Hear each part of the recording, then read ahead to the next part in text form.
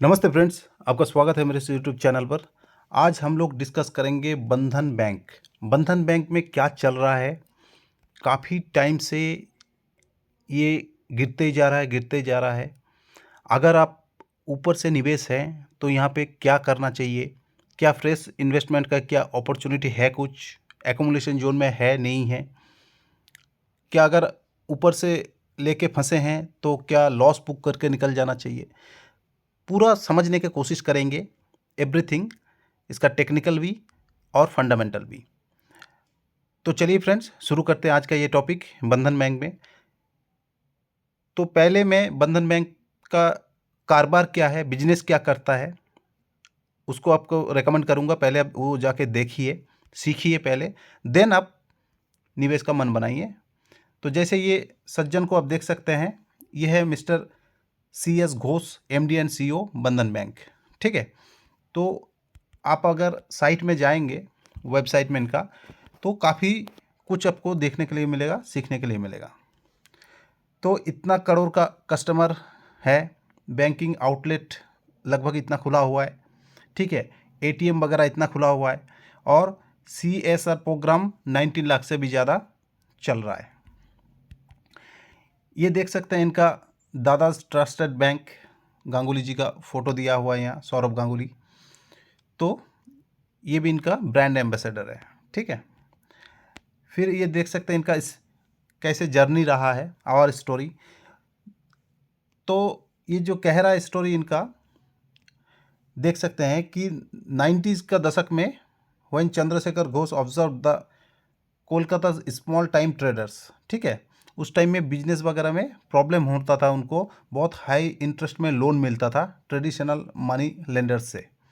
तो तब उन्होंने सोचा इसको कि एक मार्जिनल बिजनेस ओन करते हैं। इस हिसाब से उन्होंने बंधन बैंक का माइक्रो फाइनेंस इंस्टीट्यूट प्रोवाइडिंग करके loan and hope for forest करके इन्होंने बैंक का शुरुआत किया।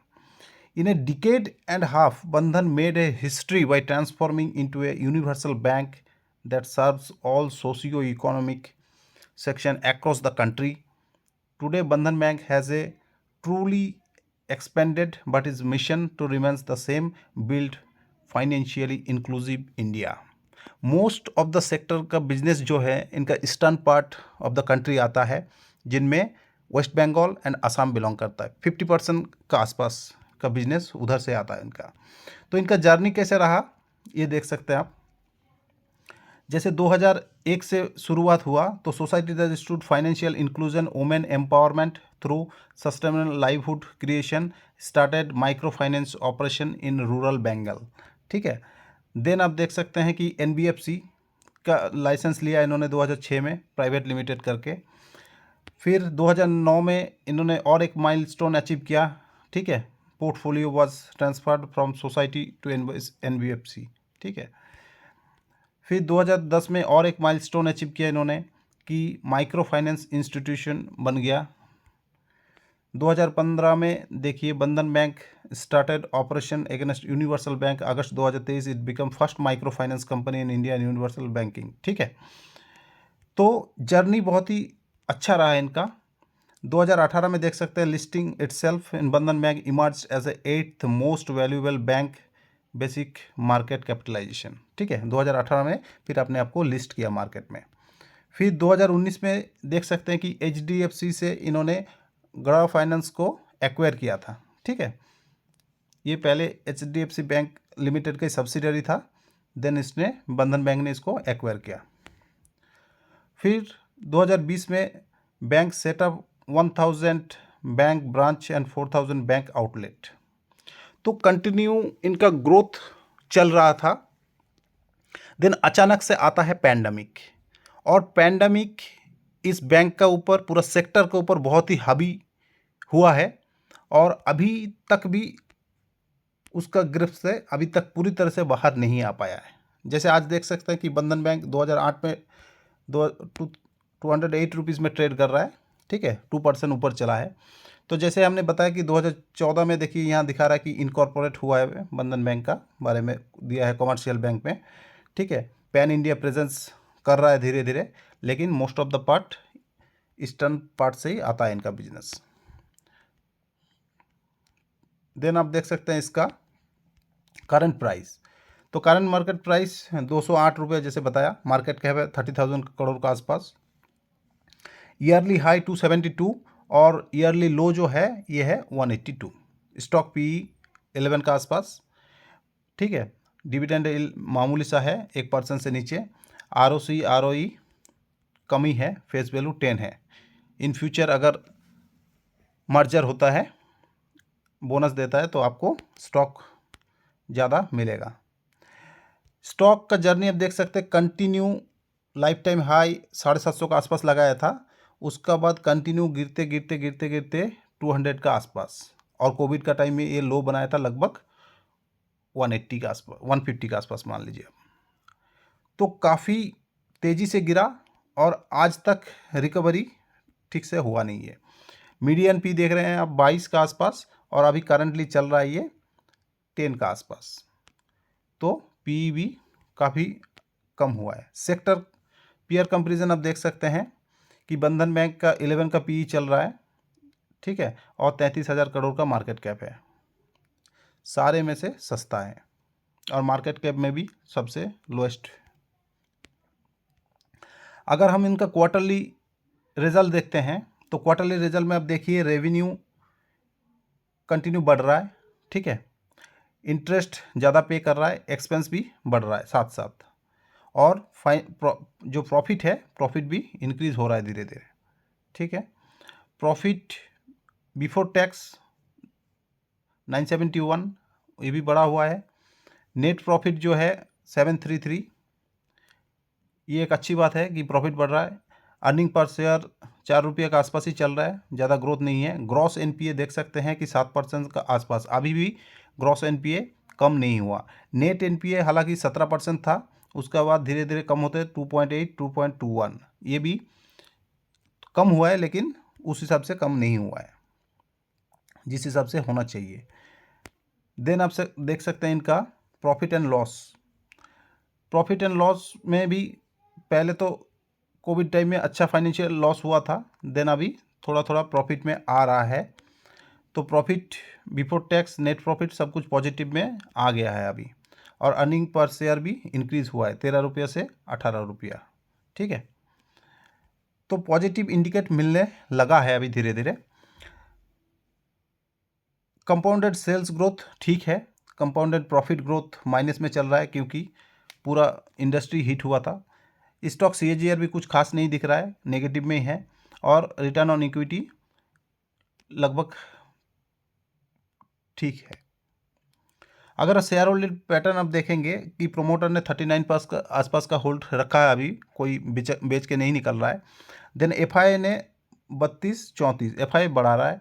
DI का 17 था, 12 था, 17 किया था, फिर अभी 14, ठीक है। और पब्लिक 9% था, 10%, तो मिक्स है।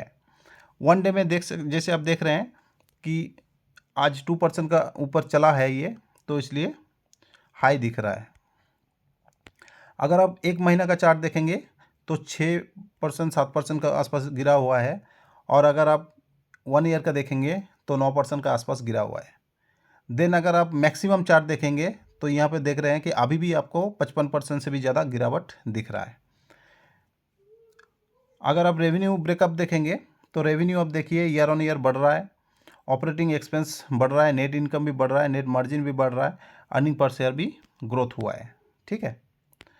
देन आप टोटल एसेट एंड लायबिलिटी अगर देखते हैं, cash and short term investment ये ईयर ऑन ईयर घटा है आपका, टोटल एसेट बढ़ा हुआ है, टोटल लायबिलिटी अकॉर्डिंगली बढ़ा हुआ है। नेट इनकम जैसे मैं बता रहा हूँ कि net income year on year बढ़ा हुआ है। कैश फ्रॉम ऑपरेशन ये बढ़ा है, लेकिन कैश फ्रॉम इन्वेस्टिंग ये ड्रास्टिकली घटा है, और कैश फ्रॉम फाइनेंस ये भी घटा है, नेट इंटरेस्ट चार्ज ये भी घटा हुआ है। तो चलिए चार्ट में हम बात करते हैं कि क्या कर सकते हैं इसमें। फ्रेंड्स, मैं पहले भी कहा हूँ और भी अभी भी कह रहा हूँ कि इस मकसद में ये वीडियो नहीं बना रहा हूँ कि आपको बाय या सेल करना चाहिए, आपको यहाँ से बस सीखना चाहिए। अगर आपको बाय करना है तो अपना फाइनेंशियल एडवाइज़र का राय लेके आप बाय कर सकते हैं। मेरा मकसद है कि आप इधर उधर भटक के टिप्स का चक्कर में ना घूमें, अपना आप समझिए और थोड़ा एनालाइज करना सीखिए, खुद सीख जाइए। तो चलिए, वन डे का चार्ट है ये। वन डे चार्ट में आप देख पा रहे हैं कि RSI आया था, फिर ऊपर जाने का मूव कर रहा है, ठीक है। सेम चीज़ हम स्टॉक में भी देख रहे हैं कि स्टॉक भी पैटर्न ऊपर तरफ मूव कर रहा है, और इसका जो 20 DM है 210, उसका आसपास ये रेजिस्टेंस ले रहा है। अगर ये 200 DM को काट के ऊपर जाता है, देन इसको रेजिस्टेंस मिलेगा 220, देन इसको मिलेगा 200 DMA, दैट इज़ 231। अगर ये सारे मूविंग एवरेज को काट के अगर निकल जाता है, देन मेजर जो रेजिस्टेंस इसके लिए बनेगा वो बनेगा 272, ठीक है। ये एक मेजर रेजिस्टेंस इसको मिलेगा। इस रेजिस्टेंस को काट के अगर ऊपर चला जाता है तो एक अच्छा खासा, कम से कम हमें 300 का आसपास मिलेगा ये, ठीक है। देन 300 का काट के ऊपर जाता है तो 350 360 में जाके अगला रेजिस्टेंस मिलेगा। अगर ये गिरता है, अगर सपोज ये उल्टा होता है, गिरता है, तो सपोर्ट जो पहला है सपोर्ट है, पहला सपोर्ट ये बनेगा जो हमारा है 180 के आसपास। देन पहला तो 200 मान के चलिए, एक साइकोलॉजिकल सपोर्ट 200, देन 180, और लास्ट अगर गिरता है तो 150, ठीक है। चलिए हम इसको अगर थोड़ा क्लोज करके देखते हैं कि क्यों हम ऐसे बोल रहे हैं। कि ये देख सकते हैं कि 180 के आसपास यहाँ सपोर्ट ले रहा है, और ये जो कोविड का लो है इस टाइम का, इसमें आप देख सकते हैं कि 180 का 150 के आसपास ये गिरा था। आगे देखेंगे जो, तो वीकली चार्ट में हम क्या देख पा रहे हैं कि वीकली चार्ट में आप देख सकते हैं कि स्टॉक लंबे समय से अपना एक चैनल के अंदर गिरते गिरते गिरते गिरते लोअर लो लोअर हाई लगा के नीचे नीचे की तरफ गिर रहा है। ये जो आपका 50 DMA है, इसका ऊपर क्लोज नहीं कर पा रहा है, 200 DMA को टच नहीं कर पा रहा है, 200 DMA के ऊपर क्लोज नहीं कर पा रहा है। जिस दिन ये 200 DMA के ऊपर क्लोज कर जाएगा, इसके लिए पॉजिटिव इंडिकेटर बन जाएगा, और यहाँ से ऊपर का रास्ता ये दिख पाएगा, ठीक है। अभी ओवरऑल पूरा बैंकिंग इंडस्ट्री में प्रॉब्लम चल रहा है। बैंकिंग सेक्टर अभी हेटेड सेक्टर में एक है, बैंकिंग एंड केमिकल। तो यहाँ एक्यूमुलेशन जोन हो सकता है, ठीक है। अगर आप वीकली चार्ट को क्लोज करके देखेंगे तो यहाँ पर एक अच्छा खासा सपोर्ट बन रहा है, काफ़ी लंबे समय से इसको रेस्पेक्ट करके चल रहा है। तो 180 आप मान लीजिए लास्ट, यहाँ तक गिरने के चांसेस है, ठीक है। अगर आप मंथली चार्ट को देखेंगे तो मंथली चार्ट में क्या दिख रहा है, मंथली चार्ट में देख रहा है कि ये जो है इस टाइम का काफ़ी टाइम से इसी चैनल में ये घूम रहा है, ठीक है।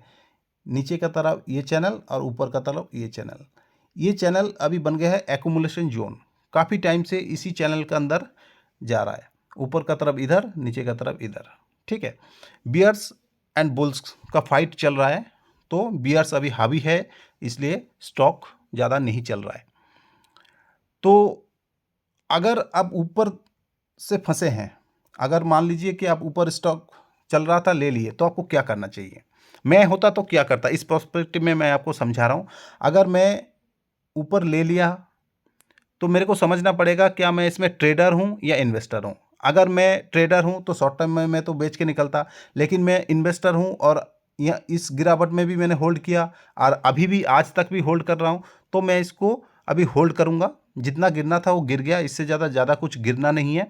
अभी यहाँ जैसे जैसे मेरा कैपिटल आएगा वैसे वैसे मैं धीरे धीरे एक्यूमुलेशन करूँगा, ठीक है। और एक्यूमुलेशन करके मैं इसको होल्ड करूँगा। ये 2 साल 3 साल में कम से कम डबल ट्रिपल का ऊपर भी जाने का चांसेस है। अगर बैंकिंग सेक्टर चलेगा तो ये स्टॉक भी पार्टिसिपेट करेगा, ये भी चलेगा। रिजल्ट इसका धीरे धीरे सही होने लग गया है, प्रॉब्लम ज़्यादा कुछ दिख नहीं रहा है।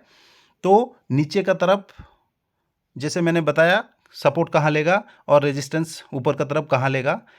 मैं अगर लॉन्ग टर्म इन्वेस्टर हूँ और अभी तक होल्ड कर रहा हूँ, तो जैसे जैसे मेरे को एक्यूमुलेशन मिलेगा मैं एक्यूमुलेशन करूँगा और इसको होल्ड करूँगा। फ्रेंड्स, मैं दोबारा कह रहा हूँ कि आपको बाय और सेल नहीं करना है। इस वीडियो को देख के आप अपना रिसर्च करके इसको बाय करिए, और अगर बाय करते हैं तो उसका रिस्क भी समझिए और अकॉर्डिंगली जो रिटर्न मिलेगा वो आपको ही मिलेगा और रिस्क भी रहेगा तो आपका ही रहेगा। अपना कैपिटल का 5% से ज़्यादा कोई भी स्टॉक में मत डालिए, और ख़ास करके ऐसे स्टॉक में तो मत डालिए, ठीक है, कि 2 साल में 3 साल में डबल जाएगा मैं पूरा कैपिटल डाल देता हूँ, कभी नहीं डालना, ठीक है। अपना 5% से ज़्यादा डालना ही नहीं, और ऐसे स्टॉक का खास कर नहीं डालना। और अगर आप इन्वेस्ट करते हैं तो उनका ज़मींदारी भी लेना सीखिए, ठीक है। तो आशा करता हूँ फ्रेंड्स आपको समझ में आ गया है। अगर वीडियो अच्छा लगा तो फ्रेंड एंड फैमिली के साथ शेयर कीजिए। Thank you friends, have a nice day.